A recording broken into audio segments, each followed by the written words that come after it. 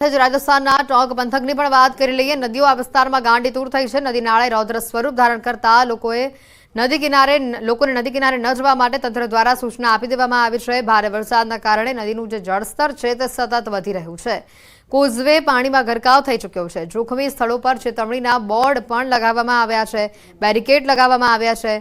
Guard અને સ્વયંસેવકોને પણ તૈનાત રાખવામાં આવ્યા છે।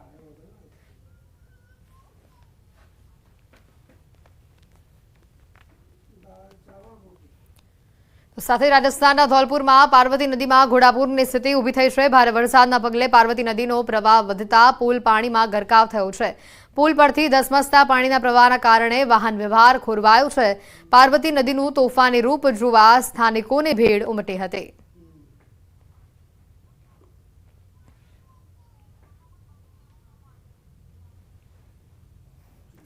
पार्वती नदी परनो आ पुल जे आखे आखो पाणीमां गरकाव थई चूक्यो छे, छतां पण लोको बाइक लईने आ रस्ता परथी पसार थता जोवा मळी रह्या छे। केटलाक लोको एकबीजानो सहारो लईने चालता आ रस्ता परथी पसार थता जोवा मळी रह्या छे। मोटी संख्यामां पार्वती नदीना आ रौद्र स्वरूपने जोवा माटे आसपासना लोको पण उमट्या हता। धौलपुरमां पार्वती नदीमां हाल घोडापूરની परिस्थिति जोवा मळी रही छे। બંધનને હવે થોડાક જ સમય બાકી રહ્યું છે અને ત્યારે સુરેન્દ્રનગર જિલ્લામાં સૌથી વધુ દિવ્યાંગોને આત્મનિર્ભર બનાવવાનો અનોખો પ્રયાસ હાથ ધરવામાં આવ્યો છે। આશીર્વાદ વિકલાંગ સેવા ટ્રસ્ટ દ્વારા સૌથી વધુ દિવ્યાંગ ભાઈ બહેનોને રાખડી બનાવવાની તાલીમ અપાઈ। આ તાલીમ અંતર્ગત દિવ્યાંગો દ્વારા અવનવી ડિઝાઇનની 10,000થી પણ વધુ ડિઝાઇનવાળી રાખડીઓ તૈયાર કરવામાં આવી। વિવિધ કેન્દ્રો તેમજ શાળાઓમાં તેનું વેચાણ થકી થતી આવક દ્વારા દિવ્યાંગોને પ્રોત્સાહિત કરવામાં આવી રહ્યા છે।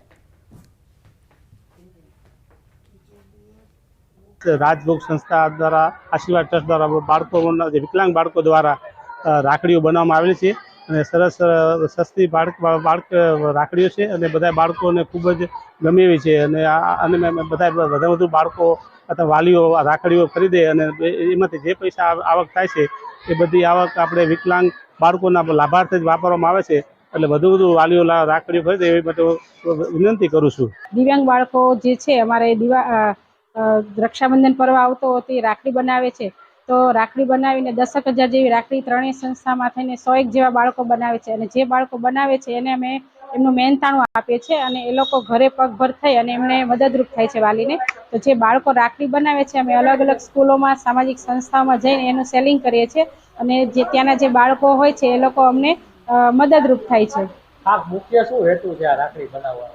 કે બાળકો જે કંઈ બનાવે છે તો એનાથી એમને મહેનતાણું મળે અને એમના વાલીને એ લોકો પૈસા કમાઈને આપીને પગભર છે એવું સમાજમાં ઉપયોગી થઈ શકે। ઉપાસના વિકાસ વિકલાંગ દિવ્યાંગ બાળકોના કેન્દ્ર દ્વારા સ્વસ્તિક સ્કૂલમાં રાખડી વેચાણનું કામ રાખેલ છે।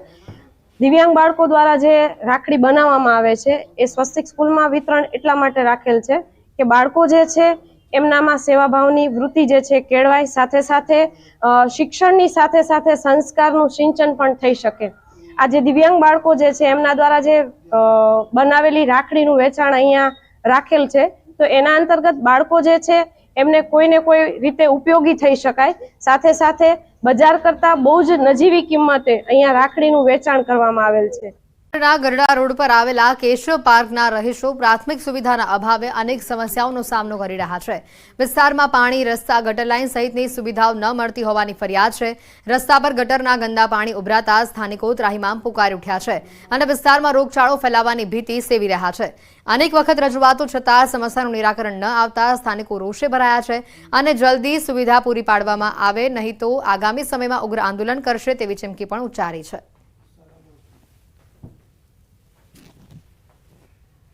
आ सोसायटी 10-12 वर्षथी बनेली है, पण आ नहीं रोड के नहीं गटर, कोई सारी एवी योजना नहीं। अमे हाउस टेक्स कम्प्लीट भरवी छे तो छतां अमने आ सुविधा शा माटे एम। अने बीजुं के आ ચોમાસાની तकलीफ एटली छे के एनी वात जवा दो के मोटा मोटा ढीसण हमारा खाडा है અને એવો મોટી મોટી માંદગીઓને આવે છે અને આ રીતે કોઈ નગરપાલિકા કે કોઈ કલેક્ટર કચેરીએ રજૂઆત કરી, નગરપાલિકામાં રજૂઆત કરી, છતાં કોઈ પણ અહીંયા તંત્ર કોઈ આવતું નથી। રોગચાળો આવે છે, છોકરાઓને મચ્છર કરડે છે, તાવ આવે છે, બધાયને આઈન પા ગંદકી વેડો છે, કોઈ સામું નથી જોતા કેશવ પાર્કમાં। આ હાલાકી તો શું, જો નિશાળિયા લોકોને અહીંથી હલાણ છે બધું બરાબર છે, એ છોકરાઓ જો હાલી એકતા નથી પછી બધાને તેડી તેડીને મૂકવા ઓલા પાર કરવા જવા પડે છે। અને એ ગટરના ભૂંગળા તૂટી ગયા છે, વાહનની અવરજવર બહુ છે અને કોઈ રિપેર કરવા આવતું નથી। ભૂંગળા હજી એમનામ તૂટેલા છે। આવી અવારનવાર અરજી કરી નગરપાલિકામાં કેટલી દાન જીયા. નિશાળ અમારી બાજુમાં આવી છે અને નિશાળના છોકરા અહીંયા હાલી ચાલીને જાય છે ત્યાં પાણીમાં હામા કાંઠે મૂકવા જવું પડે એટલી તકલીફ છે. જિલ્લાના કેટલાક ભાગોમાં ગત ચોમાસાની સરખામણી આ વર્ષે અત્યાર સુધીમાં ઓછો વરસાદ નોંધાયો છે. ઓછા વરસાદથી ખેડૂતો ચિંતિત બન્યા છે. ખેડૂતોએ મોંઘા ખાતર બિયારણ લાવી કપાસ, તુવેર, ડાંગર, શાકભાજી સહિતના પાકોની વાવણી કરી છે. પરંતુ મેઘરાજાએ લાંબો વિરામ લીધો. ઓછા વરસાદને લઈને શાકભાજીમાં ઈયળોનો ઉપદ્રવ થતા ખેડૂતોને ભારે નુકસાની વેઠવાનો વારો આવ્યો છે. ઓછા વરસાદને લઈને નદી નાળા તળાવ ખાલી છે. મેઘરાજા મન મૂકીને વરસે તેવી ખેડૂતો કુદરત પાસે આશા રાખી મીટ માંડીને બેઠા છે. જો કે જિલ્લા ખેતીવાડી વિભાગના અધિકારીના જણાવ્યા અનુસાર હાલ જિલ્લામાં 1,63,000 હેક્ટરનું ખેડૂતોએ વાવેતર કરેલું છે, જ્યારે ગત વર્ષે 1.74 લાખ હેક્ટર જમીનમાં ખેડૂતોએ ચોમાસાની ખેતીનું વાવેતર કર્યું હતું. મારે પાક લગભગ નિષ્ફળ જવાની ભીતિ છે. કપાસ મોંઘું બિયારણ લાઈન વાવેતર કર્યું છે, ડાંગર કરી છે, પછી આ દિવેલા કરવાની હવે અમારે ટાઈમ થઈ જ ગયો છે, પણ હવે કરવાનું શું, વરસાદ છે નહીં, એટલે હવે બહુ મૂંઝાઈને બેઠા છીએ. હવે કુદરતના આધાર છે. ચોમાસાની ખેતી પણ ફેલ જાય પોઝિશન છે. ત્યારે કપાસ છે, સોયાબીન છે, બધું ફેલ ગયું. વરસાદ લુખો હોવાથી જીવાત બહુ પડી છે. એમાં રીંગણ છે, શાકભાજી છે, એ બધામાં ફેલ ગયું છે. ના પડે તો સાહેબ દુકાળ જ ગણી લેવાનો. ઓછા વરસાદને કારણે ખેતી કરી શક્યા છે, પણ આગલી સિંચાઈની વ્યવસ્થા નથી અને જળ સંચય પૂરો તળાવો ભરાયા નથી કે કૂવાના તળ ઉપર આવ્યા નથી. તો આ પાક આગળ બચાવી શકાશે કે નહીં, અમને અત્યારે વધારે ચિંતા સતાઈ રહી છે.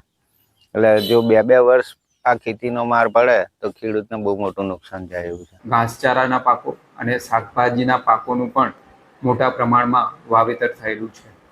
આમ આ વર્ષે પણ સારો એવો વરસાદ અને વ્યવસ્થિત છૂટો છવાયો વરસાદ સતત હોવાના કારણે પાકની પરિસ્થિતિ પણ સારી છે.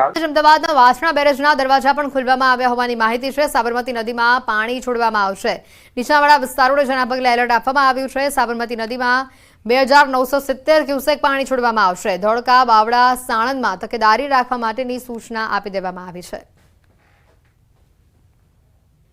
અમદાવાદ સિંચાઈ યોજના વર્તુળ દ્વારા ખાસ કરીને અમદાવાદ જિલ્લાના આસપાસના ગામડાઓને સાવચેત રહેવા માટે સૂચના આપી દેવામાં આવી છે. અત્યારે હું વાસણા બેરેજ પર છું અને વાસણા બેરેજ પર 3 ગેટ ખોલી દેવામાં આવ્યા છે. 3,000 ક્યુસેક પાણીની આવક અને 3,000 ક્યુસેક પાણીની જાવક કરવામાં આવી રહી છે.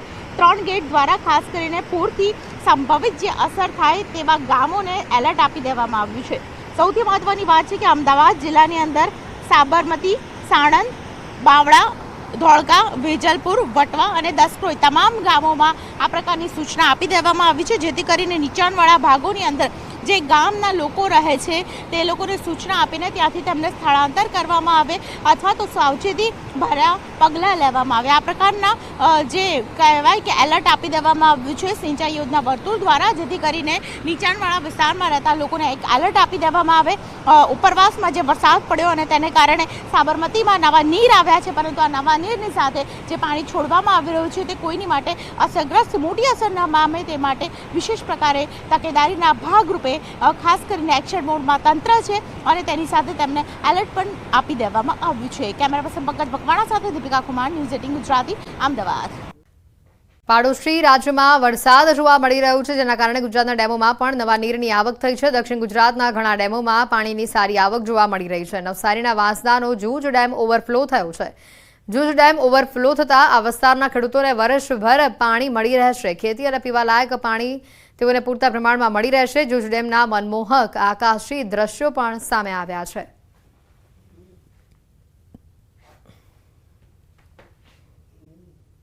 તસવીરો આવી રહી છે સામે. પાટણના હારીજ તાલુકામાં વિરામ બાદ ધીમી ધારે વરસાદનું આગમન થયું છે. શહેર સહિત ગ્રામ્ય વિસ્તારોમાં વરસાદી માહોલ જામેલો જોવા મળી રહ્યું છે. હારીજ, બોરતવાડા, જુનામાકા, સરવાલ સહિત ગ્રામ્ય વિસ્તારોમાં વરસાદ જોવા મળ્યો છે. ધીમી ધારે વરસાદ વરસ્યો છે. આ વિસ્તારમાં વાવેતર કરેલા પાકોને આ વરસાદ ખૂબ જ ફાયદાકારક રહેશે તેવું જગતના તાજ જણાવી રહ્યા છે. રાજ્યના ઘણા ભાગોમાં છૂટાછવાયા વરસાદી ઝાપટા વહેલી સવારથી જોવા મળી રહ્યા છે. સમગ્ર ઉત્તર ભારતમાં અત્યારે ચોમાસું જામી ચૂક્યું છે. દિલ્હી, એનસીઆર સહિત હરિયાણા, પંજાબ, રાજસ્થાન, ઉત્તર પ્રદેશ, ઉત્તરાખંડ સાથે કાશ્મીર અને હિમાચલ પ્રદેશમાં પણ કાળા ડિબાંગ વાદળો છવાયેલા છે. ત્યારે હવામાન વિભાગે વરસાદને લઈને દેશના 23 રાજ્યોમાં આગાહી કરી છે. ખાસ કરીને પંજાબના અંબાલામાં ધોધમાર વરસાદ વરસ્યો છે.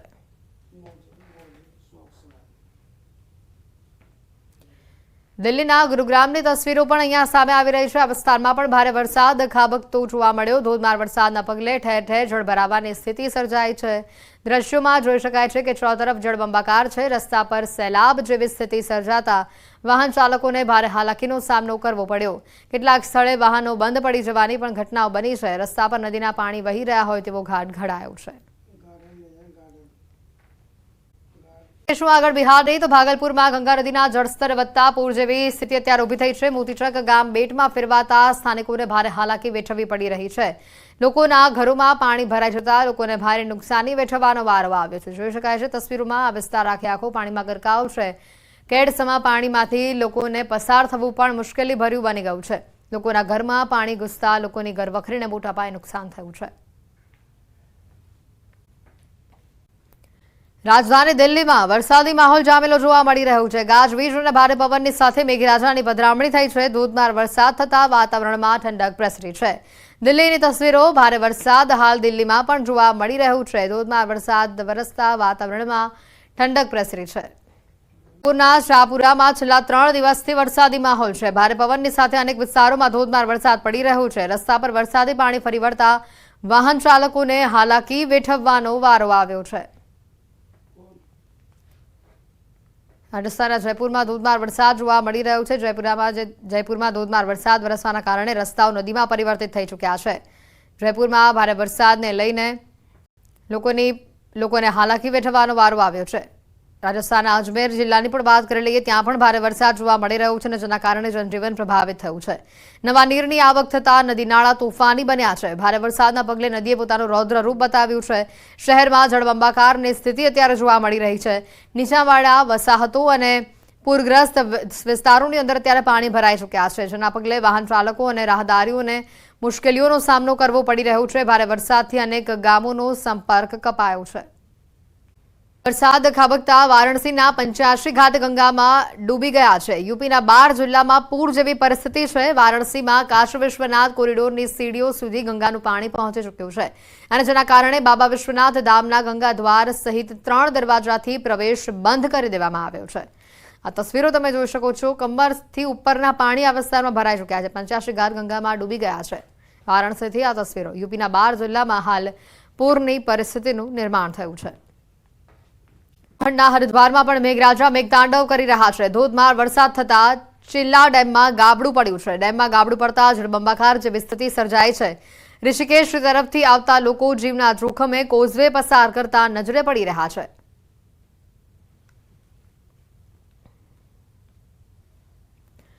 ઉત્તરાખંડથી આ તસવીરો। લોકો જીવના જોખમે કોઝવે પસાર કરતા જોવા મળી રહ્યા છે। કોઝવે પરથી પાણીનો જે પ્રવાહ વહી રહ્યો છે, આ વિસ્તારમાંથી જે રીતે કોઝવે પર પાણી પસાર થઈ રહ્યું છે, લોકો જીવના જોખમે બાઇક લઈને ચાલતા રસ્તો પસાર કરતા જોવા મળ્યા।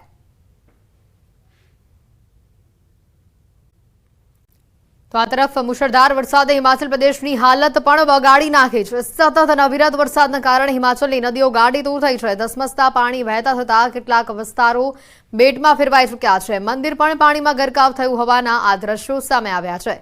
તો આ તરફ પહાડી વિસ્તારોમાં પણ સ્થિતિ ભયાનક છે। ભારે વરસાદના કારણે ભેખડો ધસી પડવાની પણ ઘટનાઓ સામે આવે છે। ભેખડ ધસી પડવાની ઘટનાથી પહાડી વિસ્તારોમાંથી પસાર થતા વાહન ચાલકોને હાલાકીનો સામનો કરવો પડ્યો।